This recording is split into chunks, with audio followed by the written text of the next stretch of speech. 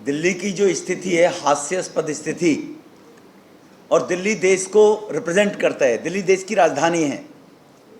दिल्ली केवल इसलिए राजधानी नहीं है कि उसमें 2000 लोग को 2 करोड़ लोग मुख्यमंत्री चुनते हैं। 125 करोड़ लोगों का प्रतिनिधित्व दिल्ली करती है।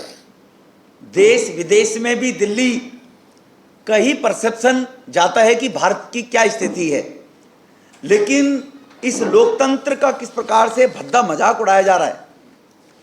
ऐसे ऐसे लोग ऐसा ऐसा वक्तव्य देते हैं कि बड़ी हंसी भी आती है। कहते हैं ना, चोर चोरी से जाए, हेरा फेरी से ना जाए। अब एक सुल्तानपुर का सांसद, टिकट ब्लैकमेलिंग करने वाला व्यक्ति, रेस्टोरेंटों से 3 बजे तक शराब पिलाने वाले लोगों से पुलिस की मुखबरी करके, उगाई करके पुलिस को देने वाला व्यक्ति नीतीश कुमार जी राज्यसभा में कहते हैं इस विरोध बिल का करने के लिए नेतृत्व करेंगे। ऐसे लोग, इस बात को सुनकर जब मैं टेलीविजन पे ये बात सुन रहा था कि नीतीश कुमार जी राज्यसभा के सांसदों से करेंगे बात और सभी इकट्ठी होकर इस अध्यादेश का विरोध करेंगे। नीतीश बाबू 1950 से लेकर 2014 तक 679 अध्यादेश देश की पार्लियामेंट में आए हैं।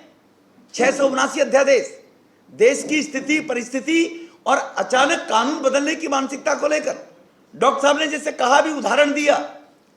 अब ऐसी कहानी मुझे याद आ गई, मैं ज्यादा नहीं बोलूंगा, पर वो कहानी बिल्कुल फिट बैठती है कि 4 लोग इकट्ठे हुए, नियत बनाई, जैसा अन्ना जी के नेतृत्व में कुछ मंडली इकट्ठी हुई, नियत बनाई कि चोर चोरी से जाए, हेरा फेरी से दिमाग में तो जा नहीं सकता। 4 ऐसे लोगों ने, एक व्यक्ति था उनमें जिसको दिखाई नहीं देता था, एक व्यक्ति था वो पोलियो से ग्रस्त था, एक पैर उसका काम ही नहीं करता था, एक व्यक्ति था उसको सुनाई नहीं देता था, और एक व्यक्ति था कि वो इतना शर्मदार था कि कपड़े ही नहीं पहनता था कभी। वो इतना इज्जतदार था केजरीवाल साहब की तरह। चल दिए। जब चलने लगे, चलते चलते वो दिल्ली पहुंच गए। दिल्ली पहुंचने के बाद सत्ता हथियानी है तो एक पहले वाला कहने लगा, जब चोरी करने जा रहे थे तो जिसको दिखाई नहीं देता था उसने अपनी आंखों पे हाथ लगाकर कहा, देखो देखो देखो देखो, आराम आराम से चलो, सामने से कोई आ रहा है। जिसको सुनाई नहीं देता था वो कहता है, आवाज तो मुझे भी आ रही है कुछ खटखट खटखट की सी, सोच समझ के चलो। तो जो पोलियो से ग्रस्त था वो कहने लगा, भाई भाग लो, अब इज्जत बचानी है। तो जो भाग नहीं सकता था वो कहने लगा, और जो हमेशा नंगा रहने की फितरत रखता था कि तुम भागोगे ना भूगोगे, मेरे कपड़े उतारोगे। तो इस प्रकार की मानसिकता के लोग वो रिप्रेजेंट करेंगे दिल्ली को, और देश के संविधान में अध्यादेश का विरोध करने के लिए सांसदों को जुटाएंगे। उनका अपना पास्ट वो देखने के लिए अगर जाएंगे, वो ऐसी बातें जो मीडिया के अंदर चैनलों के ऊपर बैठकर कहते हैं, ये भारत के लोकतंत्र की का ही कमाल है कि इस प्रकार की ब्लैकमेलिंग करने वाले और हफ्ता वसूली करके नौजवानों की जीवन खराब करके 3 बजे तक रेस्टोरेंटों में शराब पिलाने का काम हफ्ता वसूली करने वाला व्यक्ति, और वो अध्यादेश का विरोध करने के लिए सांसदों को जुटाएगा। तो उन रोज राज्यसभा के सांसदों को भी सोचना पड़ेगा कि कौन सी मंडली के साथ वो जाना चाहते हैं। जो मंडली मैंने उदाहरण दिए उस प्रकार की मंडली के लोग हैं। तो ये हास्यास्पद स्थिति मुझे इस बात को लेकर लगती है। इसलिए इस अध्यादेश के मामले को लेकर जो पार्लियामेंट में अब कैबिनेट में आया है, सरकार लेकर आई है कि सरकार कैसे ढंग से दिल्ली के लोगों की सेवा की जा सके, और भारत की स्थिति, देश की दिल्ली की राजधानी के द्वारा उनकी स्थिति ऑकवर्ड ना हो। भारत की स्थिति दुनिया के देशों में इस प्रकार की दिल्ली चले, इसलिए ऑर्डिनेंस लाने का जो प्रयास हुआ कि लोकसभा में कहा गया, जो हमारे जजेस थे उनका वर्डिक्ट था कि अफसरों के ट्रांसफर पोस्टिंग के लिए कोई कानून नहीं है, तो इसलिए वो अध्यादेश लाया गया था। उसके लिए ऐसी मंडली अब राज्यसभा में विरोध करेगी, ये बड़ी चिंता का विषय है जी। धन्यवाद जी। धन्यवाद। मैं निवेदन करूंगा, मीनाक्षी लेखी जी हमारे बीच आ चुकी हैं, तो आपको सबको संबोधित करेंगी मीनाक्षी जी।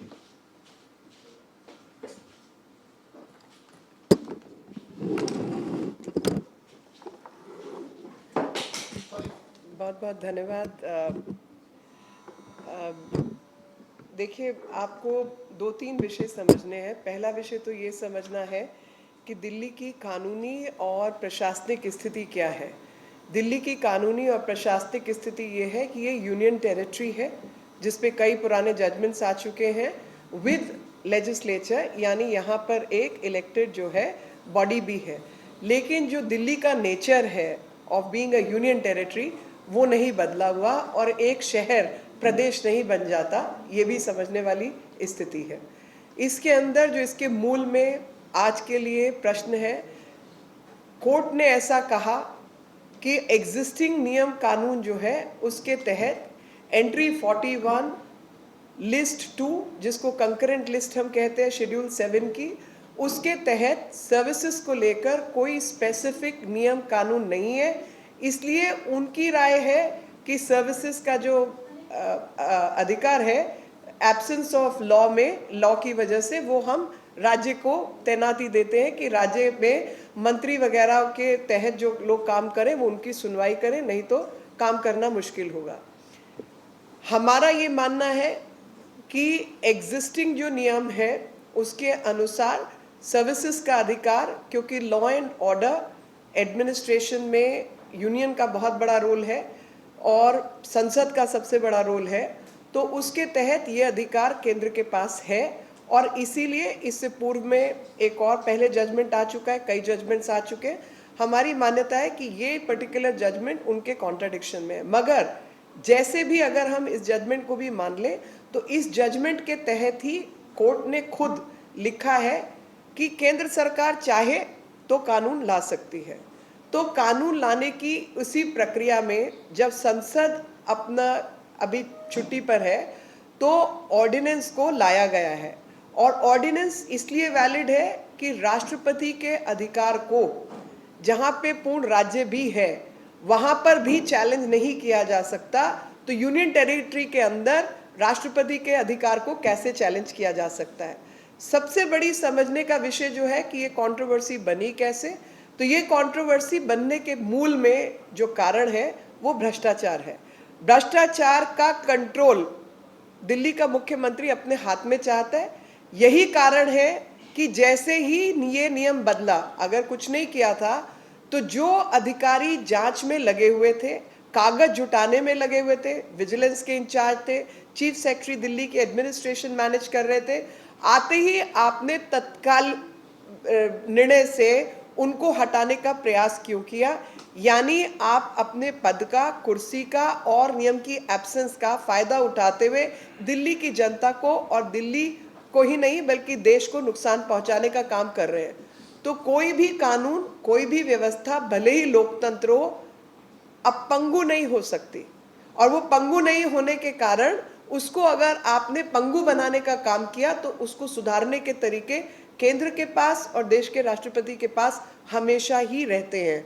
और देश की, दिल्ली की व्यवस्था पंगु ना हो, दिल्ली का जो स्पेशल स्टेटस है यूनियन टेरिटरी विद लेजिस्लेचर का ध्यान में रखते हुए इस व्यवस्था के तहत केंद्र ने अध्यादेश के माध्यम से सिर्फ व्यवस्था को ठीक करने का काम किया, और उस व्यवस्था में मुख्यमंत्री को जो बॉडी बनाई गई है सिविल सर्विसेज बोर्ड, उसका अधिकारी ही नहीं बल्कि उसको चेयरमैन बनाया गया है। चीफ सेक्रेटरी और प्रिंसिपल सेक्रेटरी उसके अंदर जो है मेंबर रहेंगे, और दिल्ली में कोई भी पोस्टिंग ट्रांसफर होगी ये 3 लोगों के सहयोग से ही होगी। और जहां कहीं भी, मतलब जैसे मेजॉरिटी का रूल होता है कि अगर 3 में से 2 लोग किस तरफ हैं उसी के आधार पे निर्णय होगा, मगर कहीं पे भी कॉन्फ्लिक्टिंग ओपिनियन होगी तो वो कॉन्फ्लिक्टिंग ओपिनियन के समय पर उसमें अधिकार एलजी के पास दिया गया है कि वो एलजी जो है उस पर निर्णय ले सके। सिर्फ इतना ही किया है। आप मुझे बताइए कि अगर इन्होंने भ्रष्टाचार नहीं किया था तो जो विजिलेंस में बैठे हुए अधिकारी हैं उनके खिलाफ कार्रवाई करना, मतलब वो क्या नया काम था? अगर कुछ कंप्लेंट थी तो वो पहले होती। चीफ सेक्रेटरी के खिलाफ कार्रवाई करना, अन्य अधिकारियों के खिलाफ कार्रवाई करना, कहीं ना कहीं इनकी जो भ्रष्टाचारी मानसिकता है उसी का परिचय देता है, जो कि नियम कानून को नहीं मानने वाले लोग हैं। नियम कानून का उल्लंघन करके अपना शीश महल खड़ा करते हैं, नियम कानून का उल्लंघन करके एक्साइज पॉलिसी बनाते हैं। नियम कानून का उल्लंघन करके पहले एलजी के घर जाके बैठ गए थे और अभी हाल शुरू में रेल भवन के पास बैठ गए थे। तो ये नियम ये अपने आप को खुद कहते हैं कि मैं एनार्किस्ट हूँ। तो जो एनार्किस्ट किस्म के लोग हैं उनको शायद कानून व्यवस्था को, देश की प्रशासन को, जहाँ पे कैपिटल सिटी राजधानी होने के नाते केंद्र का भी रोल है और केंद्र का रोल तो देश के हर क्षेत्र में है, उसको कोई डिनाई नहीं कर सकता क्योंकि हम क्वाज़ाई फेडरल स्ट्रक्चर के निर्माण में भरोसा रखते हैं और क्वाज़ाई फेडरल स्ट्रक्चर में केंद्र के रोल को कोई भी डाइल्यूट नहीं कर सकता। यही प्रशासनिक और कानून बनाने की व्यवस्था इस देश में है। आज सभी हमारे सांसद साथी कुछ न कुछ इशू आपसे लेंगे जरूर। हम जो बात देख रहे हैं, जिस पर मैं चर्चा करना चाहता हूं, वो है अरविंद केजरीवाल के पुराने लिस्ट और वर्तमान में उस लिस्ट की समीक्षा। लिस्ट किस चीज की? अरविंद केजरीवाल के द्वारा दिए गए भ्रष्टाचारियों के सर्टिफिकेट, प्रमाण पत्र, जिन जिन को अरविंद केजरीवाल एक सस्ती कलम खोस के,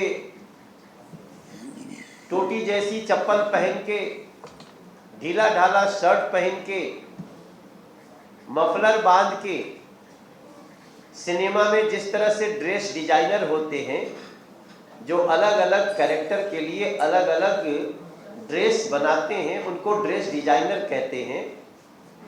उस हिसाब से उस भूमिका में उन्होंने एक अपनी छवि एक साधारण आदमी की बनाने की कोशिश की और ये शो करने की कोशिश की कि मैं एक नई राजनीति लेकर के आ रहा हूं और भ्रष्टाचार का सबसे बड़ा विरोधी अब मैं खड़ा हो रहा हूं। इसके बाद उन्होंने बहुत सारे ऐसे नाम दिए जो नाम ये कह के दिए गए अरविंद केजरीवाल के द्वारा कि ये देश के भ्रष्टाचारी हैं। अगर आपको वो नाम याद होगा तो ठीक है, नहीं तो कुछ नाम तो हमें आज भी लिख करके रखने पड़ते हैं। शरद पवार जी, सुशील कुमार शिंदे जी, पवन बंसल जी, पी चिदम्बरम, सुरेश कलमाड़ी, वीरप्पा मोइली, सलमान खुर्शीद, मुलायम सिंह यादव, श्री प्रकाश जायसवाल, जगमोहन रेड्डी, कपिल सिब्बल, कमलनाथ, फारूक अब्दुल्ला, लालू यादव। अभी और भी बहुत हैं जो मैं समयाभाव में नहीं ले रहा हूं। इनको अरविंद केजरीवाल भ्रष्टाचार की प्रतिमूर्ति मानते थे और अचानक वो व्यक्ति इन सभी लोगों से गलबहियां करने लगे। कई तस्वीरें तो सभी को पता है। लालू जी से जब ये पहली बार मिले, मीडिया ने सवाल उठाया तो फिर मीडिया को ये कहते हुए पाए गए कि नहीं, वो जबरदस्ती हमको गले लगा लिए। लेकिन आज इस बात का बहुत महत्व बढ़ जाता है। पीछे किसी पत्रकार ने अरविंद केजरीवाल से इंटरव्यू में ये बात पूछी, जैसे मैं ये लिस्ट बता रहा हूं वैसे ही रखते हुए, कि ये लोग तो भ्रष्टाचार की प्रतिमूर्ति थे आपके अनुसार, फिर आप इनसे आज गलबहियां क्यों कर रहे हो, आप इनसे क्यों मिल रहे हैं? तो अरविंद केजरीवाल का जवाब था कि अभी हमको नरेंद्र मोदी और अमित शाह जी को हराना है, इसलिए मैं इनसे मिल रहा हूं। पत्रकार ने यह भी पूछा, तो क्या आप इनको हराने के लिए भ्रष्टाचारियों के साथ खड़े होकर के हराएंगे? और अरविंद केजरीवाल ने स्वीकार किया, हां, हमारी प्राथमिकता इस समय ये है। तो आज एक दृश्य और भी हमने देखा। नीतीश कुमार जी अभी अभी मिलके गए हैं। नीतीश कुमार जी, तेजस्वी यादव, लालू जी के लड़के, ये सब मिलकर के बिहार में सरकार चला रहे हैं। तो ये दृश्य देखने के बाद फिर मुझे याद आया कि जिस व्यक्ति के लिखने का, कहने का, जनता को संदेश देने का कोई भी महत्व ना रह जाए, वो व्यक्ति किसी भी प्रदेश में या किसी भी निगम में रह करके कितना खतरनाक सिद्ध होता है जनता के लिए, ये आप सबके समक्ष आज हमें रखना है। मुझे बहुत आश्चर्य के साथ ये कहना पड़ा, हालांकि कई लोगों ने अब अरविंद केजरीवाल को खुद ही किनारे करना शुरू कर दिया। कर्नाटक के शपथ में कुछ दृश्य ऐसे आए, कई लोगों ने सवाल उठाए, तो कई लोग तो समझ गए कि जो ये दूसरों को भ्रष्टाचारी बताता है, इससे बड़ा भ्रष्टाचारी कोई है ही नहीं। नीतीश जी पर मुझे थोड़ी सी आज दया आई, क्योंकि जो जो अरविंद केजरीवाल से सटा है उसका कद घटा है, और आज जिस प्रकार से उनके अपने सबसे करीबी साथी जेल में हैं, बेल तक नहीं मिल रही है, ऐसे लोगों का साथ आना इस दिल्ली और देश के लोगों को देखना चाहिए कि इनका सिर्फ एक ही उद्देश्य है, किसी प्रकार से अपने भ्रष्टाचार की सल्तनत को बचाना, और देश की जनता, दिल्ली की जनता कभी ये होने नहीं देगी, ये हमारा पूरा विश्वास है। हमारे अन्य साथी आपसे कुछ बातें करें। बहुत बहुत धन्यवाद मनोज जी। मैं निवेदन करूंगा डॉक्टर हर्षवर्धन जी से कि आप सबको संबोधित करें। डॉक्टर साहब।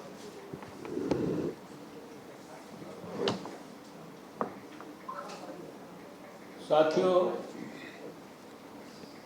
अभी मनोज जी ने एक जो उनके चरित्र का एस्पेक्ट है उसके ऊपर जिक्र किया है। ये दिल्ली के लोगों का दुर्भाग्य है और ये हम सबके लिए विडंबना ही है कि एक ट्रिवियल और नॉन इशू को इतना बड़ा इशू बनाकर दिल्ली के अंदर किस प्रकार का चुने हुए प्रतिनिधियों के द्वारा व्यवहार हो रहा है।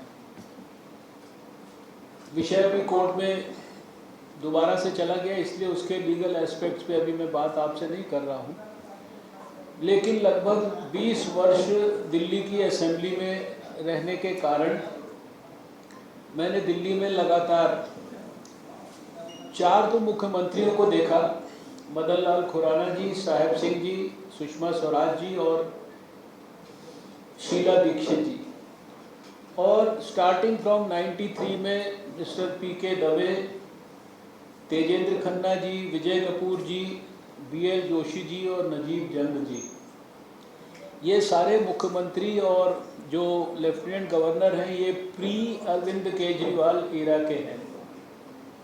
और 20 साल को मैंने बहुत अच्छी तरह से खंगाल के देखा, रिकॉल करने की सारी चीज़ें देखी, और उस समय के मेरे पास 20 साल के कंटिन्यूसली एक साथी थे, उनको मैंने स्पेशली फ़ोन करके भी पता करने की कोशिश की, प्रोफेसर जगदीश मुखी को, कि क्या आपको याद आता है कि पूरे 20 साल के अंदर यही कानून था, यही एक्ट था, यही 91 में जो बना, उसके बाद असेंबली बनी 93 में, और उसके आधार पर दिल्ली में 20 साल सरकारें चली, हिस्टोरिक डेवलपमेंट के प्रोसेसेस हुए right from the first government till the end, लेकिन 20 साल में एक भी इंसिडेंट ऐसा याद नहीं आता जब किसी मुख्यमंत्री या सरकार के मंत्री और जो लेफ्टिनेंट गवर्नर्स रहे हैं समय समय पर, उनके बीच में किसी भी प्रकार की इस स्तर की कोई बातचीत, एक दूसरे के प्रति म्यूचुअल रिस्पेक्ट होता था, म्यूचुअली चीज़ें डिस्कस होती थी, और आपस में 1 मिनट के अंदर कंसेंसस बन जाता था। कभी कौन से मंत्रालय में कौन सा ऑफिसर रहेगा इसके ऊपर कभी कोई झगड़ा नहीं होता था। ये 20 साल का प्री अरविंद केजरीवाल एरा है। और मिस्टर अरविंद केजरीवाल के बाद का हमको ये भी ध्यान होगा सबको कि एक दिल्ली में चीफ सेक्रेटरी थे अंशु प्रकाश। मैं उन अंशु प्रकाश जी के साथ मैंने भी भारत सरकार में काम किया, स्वर्गीय सुषमा स्वराज जी ने भी उनके साथ काम किया। बहुत ही योग्य कॉम्पिटेंट ऑफिसर थे, और उनके साथ भी किस प्रकार का व्यवहार दिल्ली के अंदर इनके एमएलएज ने किया, इनके मुख्यमंत्री ने किया, वो हम सबको याद है। आज भी जो लोग उनको जानते हैं, और आज के जो प्रेजेंट चीफ सेक्रेटरी हैं, ये एनडीएमसी के चेयरमैन भी रहे हैं। आप में से जो लोग भी उनको जानते होंगे, मिले होंगे, एक soft, sober, smiling, down to earth, I think one of the best characters in bureaucracy as a chief secretary Delhi के अंदर। और अभी अखबारों में क्या खबर पढ़ने को आ रही है, आज दिल्ली के प्रमुख अखबार में अभी प्रवेश जी शायद हो सकता है विस्तार से चर्चा करें, पढ़ा कि 8 बड़े ऑफिसर्स ने जो है लेफ्टिनेंट गवर्नर को लिख के दिया कि किस प्रकार का उनके साथ व्यवहार हो रहा है। और अभी मोटी बात, बड़ा क्रक्स है कि एक सुप्रीम कोर्ट ने जजमेंट किया, उसके ऊपर ऑर्डिनेंस लाने की जरूरत क्या पड़ी। सुप्रीम कोर्ट का जजमेंट आते ही इस सरकार के मुखिया ने सबसे पहले क्या काम किया, उन अधिकारियों को जो कि सबसे ज़्यादा भ्रष्टाचार के मसलों को इन्वेस्टिगेट कर रहे थे, टाइम बाउंड तरीके से उनको रिपोर्ट देने के लिए कहा गया था, उनको या तो हटाने के लिए प्रक्रिया शुरू कर दी या उनको उस जिम्मेदारी से मुक्त करने का काम शुरू कर दिया। और फिर एक नहीं, एक मंत्री कह रहा है कि चीफ सेक्रेटरी मुझे मारने की धमकी दे रहा है।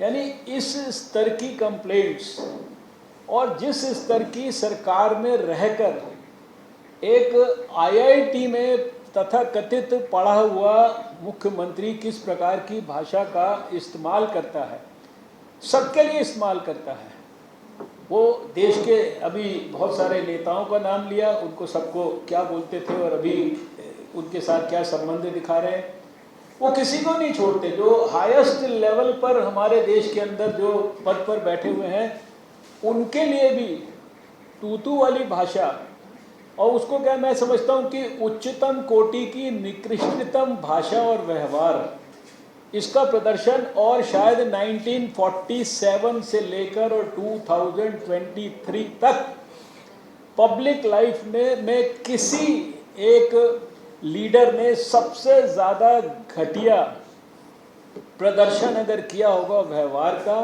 अपने बिहेवियर का, और अपनी जिसे मैं समझता हूँ कि अब उनके बारे में वो झूठ और भ्रष्टाचार वो तो सब उनके पर्यायवाची हो चुके हैं। तो उसमें शायद खाली देश में नहीं, भारत में नहीं, मैं बार बार कहता हूँ पूरे विश्व में भी कोई ऐसा पॉलिटिशियन या ऐसा लीडर नहीं होगा जो इस प्रकार का करता है। इसलिए आज जो कंट्रोवर्सी चल रही है ये बेमानी है। हमारे पास प्रत्यक्ष को किसी प्रमाण की ज़रूरत नहीं होती, इंटेंशन ठीक हो, विजन ठीक हो, नीयत साफ हो, वास्तव में जनता का भला करना हो, राजनीति ना करनी हो, तो 20 साल तक अलग अलग सरकारें, अलग अलग किस्म की विचारधाराओं के लोग ऊपर थे और नीचे भी अलग अलग किस्म के अलग अलग समय पर लेफ्टिनेंट गवर्नर रहे हैं। They were very highly qualified people from all walks of life. B L Joshi ji police के ऑफिसर थे, एक विजय कपूर जी दिल्ली में चीफ सेक्रेटरी रहे थे, तेजेंद्र खन्ना जी भारत सरकार के अंदर कॉमर्स सेक्रेटरी रहे थे, और नजीब जंग जी जो है एक एजुकेशन के फील्ड के थे। लेकिन किसी के समय में इस प्रकार की हरकत नहीं हुई कि सरकार का काम एक दिन भी किसी पोस्टिंग के कारण रुका हो। और अभी भी भारत सरकार ने सिविल जो सर्विसेज अथॉरिटी बनाई है, उसका चेयरमैन कौन है? Chairman is the chief minister himself, और उनके साथ 2 आदमी हैं जो कि होम सेक्रेटरी हैं और चीफ सेक्रेटरी हैं। यानी उनको अपने ऊपर इतना कॉन्फिडेंस नहीं है कि वो अपने व्यवहार से या अपने निर्णय से, अगर निर्णय प्रामाणिक होगा तो मैं नहीं समझता कि किसी चीफ सेक्रेटरी या किसी जो होम सेक्रेटरी का जो है दिमाग में कोई फितूर होगा कि वो उनसे डिसएग्री करेगा। तो फितूर जितना भी है वो सारा का सारा जो है दिल्ली के मुख्यमंत्री के दिमाग में है। अभी उनको सिविल सर्विसेज अथॉरिटी का चेयरमैन बनाकर भी जब भारत सरकार ने जिम्मेदारी जो है दी है, उस जिम्मेदारी को भी निभाना वो इसलिए नहीं चाहते क्योंकि वो केवल राजनीति करना चाहते हैं। दिन रात जो है भारत सरकार को, जो देश में जो सत्तारूढ़ दल है, उसको गालियां देना चाहते हैं। मैं समझता हूं कि देश की जनता बहुत गहराई गंभीरता से ये सारी चीज़ें देख रही है, और जो ट्रुथ होता है उसकी पावर हमेशा अनबीटेबल होती है।